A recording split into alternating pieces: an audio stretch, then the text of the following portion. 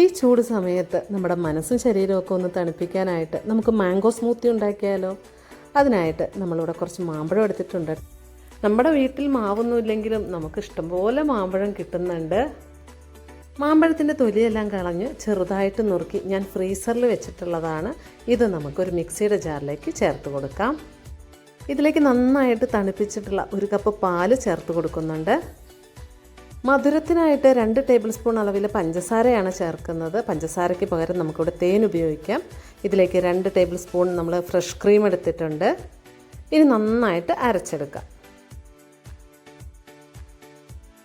നമുക്കിനി ഇതൊരു സർവിങ് ഗ്ലാസ്സിലേക്ക് മാറ്റിയെടുക്കാം.